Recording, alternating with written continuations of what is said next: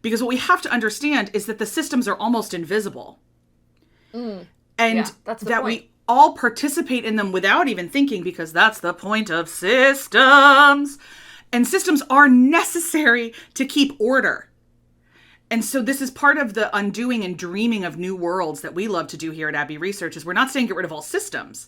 We're saying rebuild the ones we have.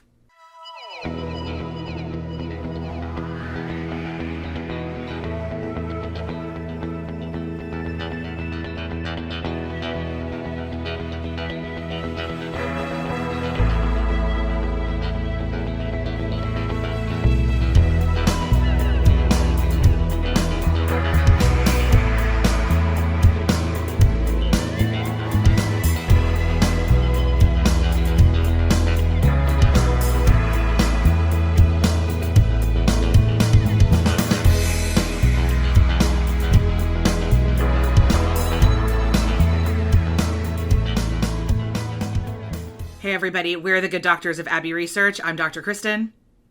And I'm Dr. Erin.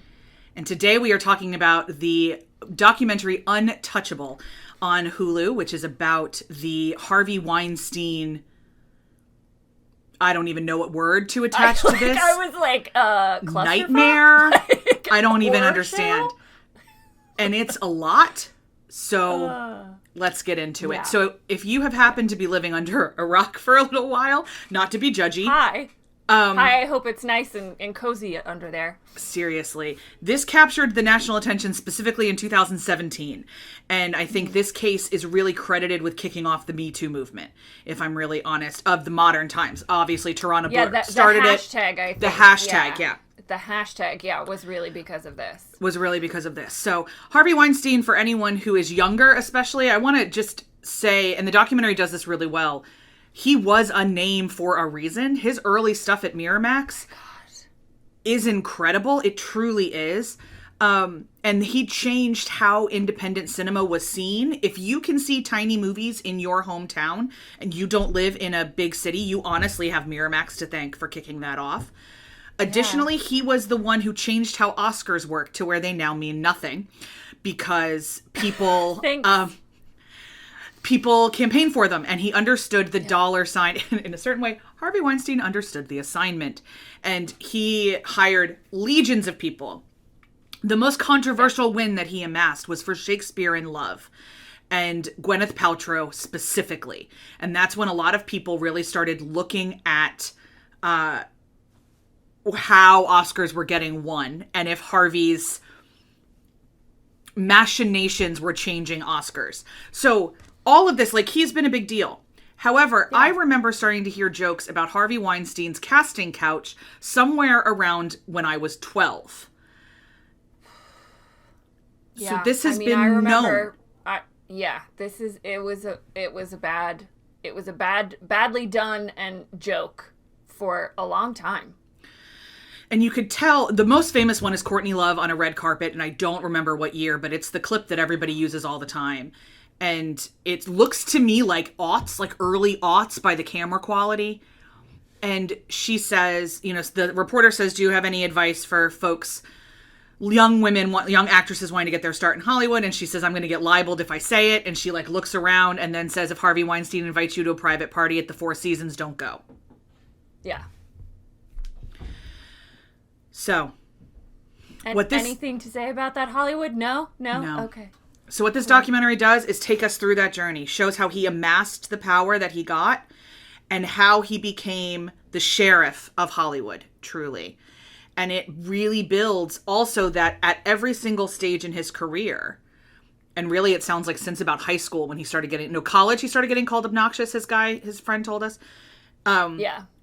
And got his personality described as gluttonous, that he was always consuming, obviously filling a hole, obviously a lot of self-loathing we hear from people who knew him well. And psychologically, we know that people with aggressive temper problems tend to have quite a lot of self-loathing. That tends to be a connection, so I wouldn't be surprised. We use the word bully for him quite frequently throughout the 90s and aughts, and I think the more appropriate term is predator, because he goes beyond bully. Yeah. Yeah. I'd say predator. I'm voting predator. Yeah. And so throughout this time, we want you guys to know I've read both of the books that are cited in this, and all the articles that you possibly can. The two books are She Said by Megan Twomey and Jodie Cantor, and Catch and Kill by Ronan Farrow. They've both been reviewed on the Abbey Research channel. And I still heard a ton of stories in this documentary I had never heard, because one of the things about a case like this coming out is that it encourages more people to come forward. So I think we're going to be hearing, in the same way that we originally started with Bill Cosby's accuser being one person, and now we're up to 97, I believe.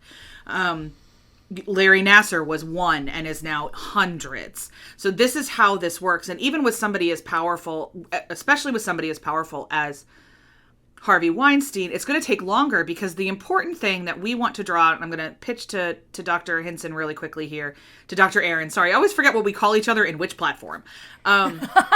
Pitch to Aaron is that the system that enabled this to happen is still completely in place.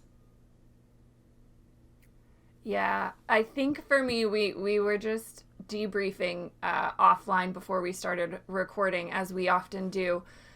And it was interesting because, you know, we both know this story very well. Dr. Kristen knows more of the details, especially of the research and reporting that was done by Jodie Cantor and Megan Twohey and Ronan Farrow. I have not read those two books, and she has.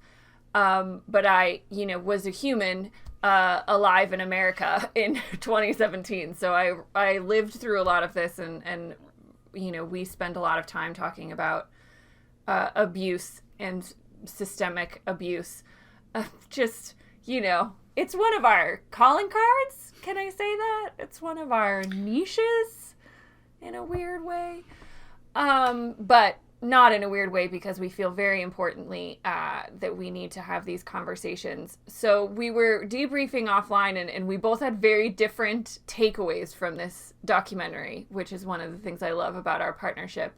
Before I get into systemic abuse, I do want to say, if you don't know this story, or even if you do, one of the things it does beautifully is show that human beings in trauma respond to that trauma and the aftermath of it in very different ways.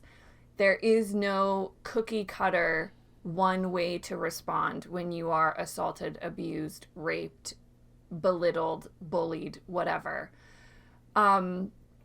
And I think that's really always important to emphasize, because especially when it comes to gender-based violence, male violence against women, sexual assault and abuse, we tend to think there's an appropriate way societally for a woman who has been abused and assaulted to behave or respond or react, both at the time of trauma, at the time of the incident, and after.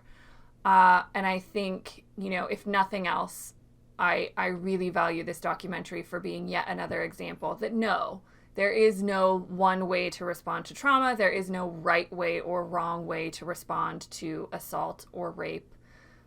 Humans are a rainbow of experiences, and thus so are their traumas and responses.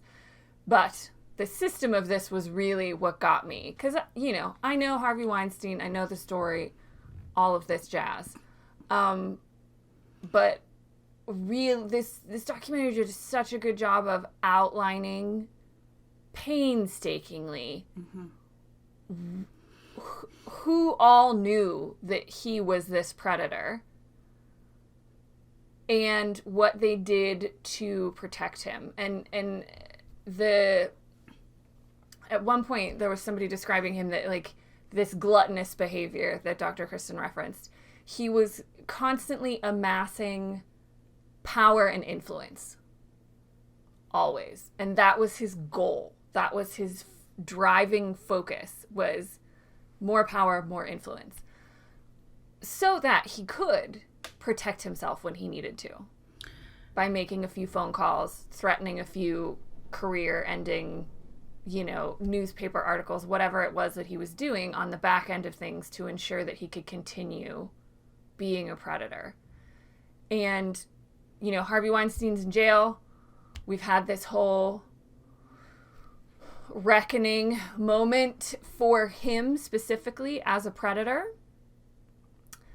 but was made very clear by the end of the documentary, both to myself and then the fantastic journalist Rebecca Traister also articulated it very well. The system is still there. We haven't dismantled the system that allowed and supported Harvey Weinstein as a predator.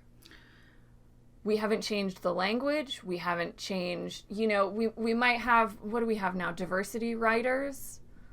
And some, I think we probably do have things in place to deal with individual instances of abuse within Hollywood, within the film industry, television and film industry. But we still haven't addressed the fact that there was the system that upheld it. And that's why we talk about systems all the time here at Abbey Research, all the time. Because if you don't deal with the system, dealing with an individual perpetrator is great for getting that person off the streets, for accountability and justice for that person's actions. But it's just, if we don't tackle the system, there's more predators. There are more predators currently, right now, in this industry and others. There will be more. Absolutely. Unless we actually dismantle the system. And one of the things I really appreciated about the care that the documentary maker, and this is Ursula McFarlane, and we would like to give her incredible credit. I loved that she forced the people that benefited from the system to sit with their complicity. And there were two men in particular that she got on camera saying, I knew he assaulted a friend, or I knew he did this, and I didn't do anything. And I have to live with that forever. And I know that there's some other people, especially survivors, who are like, I don't want to hear that. That's useless. I think it's incredibly important to hear, for me anyway, because here's a secret. We're all complicit in this. Yeah. We're all complicit. And it's one of the things, too, in an adjacent industry, which is Broadway. Very famously, during the lockdown, a producer named Scott Rudin had very monstrous behavior as well. He was called the Harvey Weinstein of Broadway. And we got rid of Scott Rudin. Cool. He can't produce on Broadway anymore. No problem. And then there's a huge TikTok campaign going around right now for the number of other producers who have documented abuse that are still allowed to produce. In fact, one of them is the main producer of the first new show to make it to Broadway post-pandemic called Paradise Square. And I cannot remember his name. It's Glenn something or another. But the whole problem is, I went to Scott Rudin musicals because I didn't know. I helped Scott Rudin make money. I absolutely helped Harvey Weinstein make money. I'm sorry. Good Will Hunting is a seminal movie of my high school experience. So we are all in this. I love so many Miramax movies, and I forgot how many of them I loved until I was watching this documentary. I was like, I mean, I think I quote Shakespeare in Love an embarrassing amount in my normal life, because one of my favorite moments is Jeffrey Rush going, "It's a mystery." So, I want to piggyback on what Dr. Aaron so articulately beautiful claimed about systems, because what we have to understand is that the systems are almost invisible. And that's that point. We all participate in them without even thinking, because that's the point of systems. And systems are necessary to keep order. And so this is part of the undoing and dreaming of new worlds that we love to do here at Abbey Research. Is we're not saying get rid of all systems. We're saying rebuild the ones we have. And rebuild them, and so that there's equity in the order we're creating, and not inequity in the order. Right now, in the whole world order, there's inequity. We think it can be different. But it's hard when the Hollywood power players, we can't make different decisions as consumers and things like that. So that's the addendum onto systems that I would like to highlight. Yeah, and I think that brings, because you brought up complicity, and that was my other big takeaway from this, was, obviously the societal complicity, the way that we were just having this conversation offline, the permissibility of rape culture, the broad umbrella that we can use to cover all these sins, the way that we allowed these jokes to happen. And I think about the one clip that they showed in this documentary from 30 Rock. That Jenna Maroney joke. The Jenna Maroney joke. And I was like, oh, even Tina Fey. Yeah. Like. Yeah, she said, by the way, that the joke is, no one in Hollywood scares me. I even turned down intercourse with Harvey Weinstein 3 times out of 5. Out of 5, yeah. And, I'm not saying, I don't know who wrote the joke, but Tina Fey as the, like, show creator and producer, ultimately, like, buck stops. And I was like, oh, okay. Hillary Clinton took money from him. It's Bill Clinton, Al Gore, so many people took money. Yeah, and I think for me that was the thing I didn't know, was the extent to his influence in that way. Okay. And I hadn't really thought about it because I remember when it happened and everybody said, oh, it's the worst kept secret in Hollywood, everyone knew he behaved this way, etc., etc. But it's one thing to hear people say that. It's another thing, I think, to sit for an hour and a half and watch all of the pictures and all of the videos and all of the photo, and this, God love this documentary for doing that visually. And that we talked about this offline, but the timing of the way all of this was cut together was so impactful that when they were talking about the scope of his influence, they would show all of these pictures with not only Hollywood elite, but political elite on both coasts, national, local level, everything. He literally was the sheriff of Hollywood, and he had this accumulated influence and power. But I think for me that was difficult to stomach, was visually seeing how many people had to have known. And, I, in a lot of ways, I have a great deal of respect for former Secretary Clinton. She is an exceptionally bright woman. There's no way she didn't know. Absolutely no way she didn't know. Especially with her husband. And so, I don't want to single out Secretary Clinton because she's a good example for half a minute because you can choose not to know something. And I think a lot of people chose not to know. So did she know for sure? Did she actively choose to ignore it? Obviously. And so that's something, and we all do that. We all do that. We actually talked about it. We how do you enjoy problematic things? Honestly, how do you navigate this? And this is one of the reasons that we do talk about systems and kind of what that means. Because I think my enjoyment of the NFL is kind of low level. People who lost loved ones to CTE aren't going to think that. Yeah. Yeah. So I think, that was the one that stuck out to me the most, probably. The fact that he was allowed anywhere near a Planned Parenthood event in the year of our Lord 2017. I was just like, really? Really? Really? Okay. Okay. I digress. But I think those were my 2 biggest takeaways.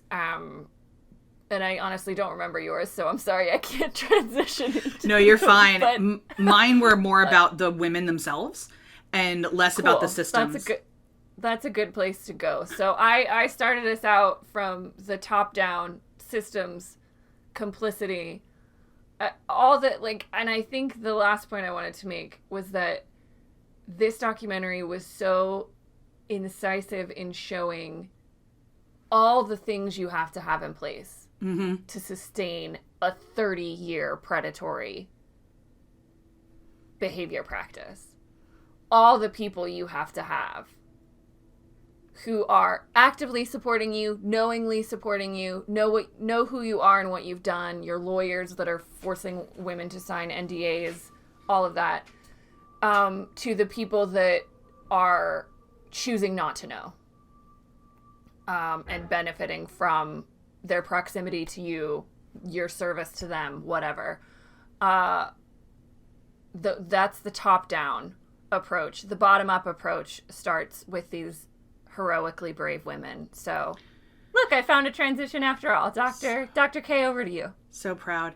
I think I want to be very clear that when I talk about enjoying problematic things and like kind of understanding our complicity, me watching a Miramax movie is not the same as Bob Weinstein not firing his brother. Like, we're not comparing things here. Trauma is incomparable. We are simply pointing out that we don't think that the act of pointing a bunch of fingers, like the Spider-Man meme, is particularly helpful anymore, without also understanding that there are ways, consciously, unconsciously, consensual or unconsensual, participate in some of these systems. But one of the problems is his immediate defense. I remember when this first started coming out, his immediate defense was, I grew up in a different time. And this was just how we did things. So how you did things was saying in 1978 to a woman, do you really want to make an enemy for 5 minutes of your time? I believe that line will be seared into my soul. I know people in academia who have had that said to them. I know women in politics who have had that said to them. Almost direct quotes. It's just 5 minutes of your time. It's just a blowjob. It's just sex. It's just this. Not in any way, shape, or form recognizing the humanity of the women they are speaking to. So what you are telling me is that the way you were raised is to not see women as humans.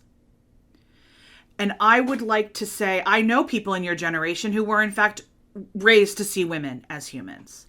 As fellow humans. Yeah. As fellow humans. And we can all do better at humaning, but I know people who were literally born in your birth year who have, in fact, managed to never sexually assault anyone. And you made it a hobby, Mr. Weinstein. So I don't want to hear that it was a different time. We have always known that women are humans. We have frequently ignored it, but we have always known that women are humans. I am grateful to be living in a time where I get to say these things out loud and still be employed, because I am very aware that during my parents' lifetime, that would not have happened. So I also I want to draw that out. I love that it's two women and a non-straight man who brought this guy down. I love that it was, and Ronan Farrow, I will just say, is, if you would like to look up a textbook definition of allyship for those who are oppressed, we should talk about Ronan Farrow. Especially in how he talks to his sister and how he reconciled not standing up for his sister. There's a gorgeous journey there. And someday we will get around to talking about Farrow. Farrow versus Farrow. Someday we will do it. Someday soon. But what this means is when you don't see women as humans, you pretty much don't see anybody who's not your equal as a human. So they use the phrase equal opportunity abuser. He totally was. He threw ashtrays at people's heads. He had a dude in a chokehold on 6th Avenue, sorry.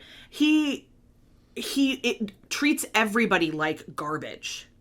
But he doesn't get sexual gratification from men. So he got sexual gratification from women as well. None of these people are humans to him. They're just bodies. And they're bodies that are his pawns in the system. Yeah. Yeah. And I think, the phrase that was said shortly after or shortly before by the same victim from 1978 that said, do you really want to make an enemy of me for 5 minutes of your time?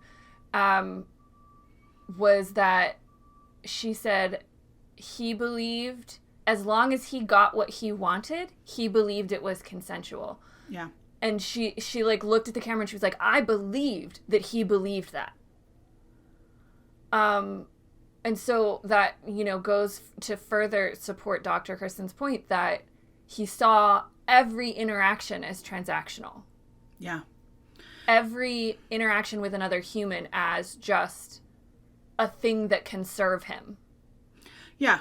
And and this is such a kind of more rabbit trail about why I think public conversations about consent are so important, because I absolutely believe that there are many young men on college campuses especially who committed sexual assault and have no idea they did because they thought she said yes, or she didn't fight the way that rape looks like in movies, or she didn't kind of do that kind of stuff. So I'm glad that we're having these more public conversations about affirmative consent, and let's be really clear about what this looks like. Because the deal is, one of the ways that we've shaped rape culture in this country and the complicity in this planet and the complicity of women as bodies more than women as humans in a systemic manner is that we'll use phrases like, so I'll use Paz de la Huerta is in this documentary. And when she was in this television show Boardwalk Empire, dude, did she get dragged. Like, all the critics, and I was a watcher, all my friends, we didn't think she was particularly good at her job. And she seemed to be there to be naked. That was the entire point of her character, was to be naked. And I remember looking at my friends and saying, oh, I wonder who she fucked to get in this. So, couple things there. If she had to sleep with somebody to get a part, even if she consented, that's a power dynamic that means that she didn't actually consent. 2, we are putting the entire onus on the actress and not on the male or the system or the male gatekeeper to that system. And 3, Paz de la Huerta was assaulted by Harvey Weinstein. And so we, in fact, know that she did not sleep with him. He assaulted her and rewarded her potentially with a part, but also left her with, and I don't know if it was Boardwalk Empire. I don't know. But that's her most prominent role. And so my guess is that there's the connection there. But did that make me like lean back and think, okay. I remember people saying that Gwyneth slept with Harvey to get her Oscar.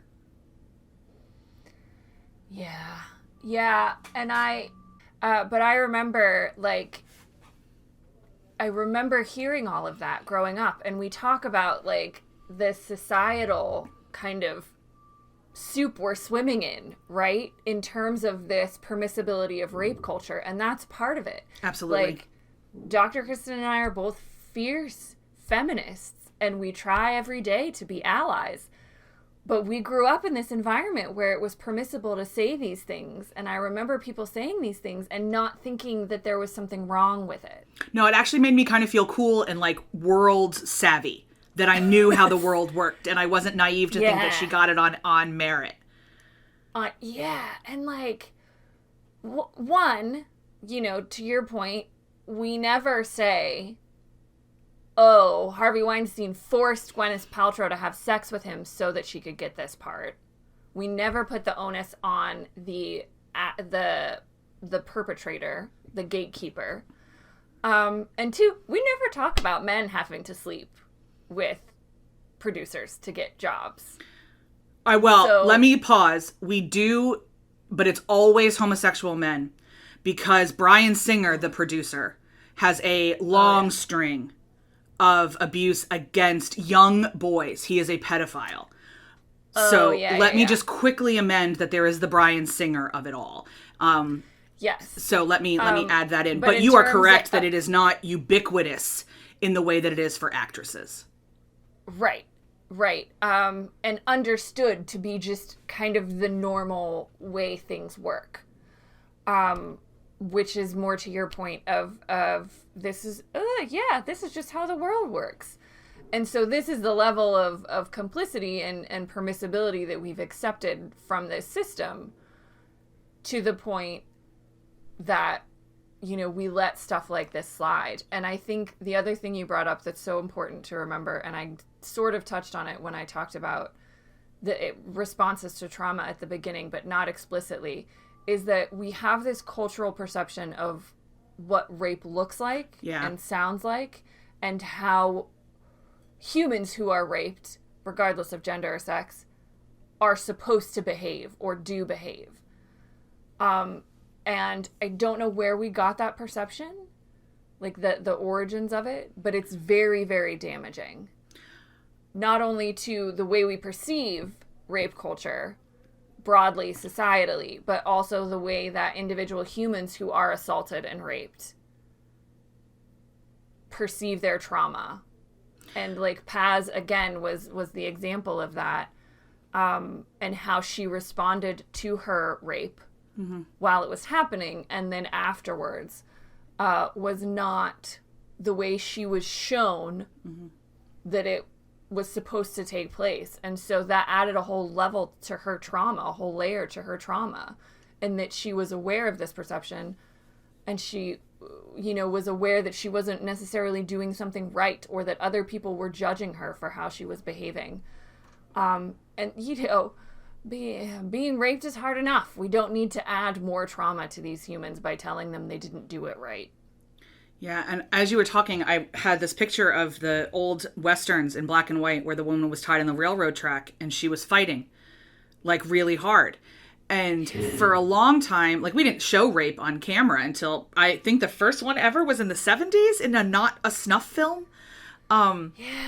So my guess is we've always shown when women are victims, they're fighting in some way. Mm-hmm. And that there's a subconscious thread there. But the minute you said it, that's what I thought was the bad guy had the girl on the tracks and she fought and she fought and she fought, but she still needed the man to clip those strings and free her.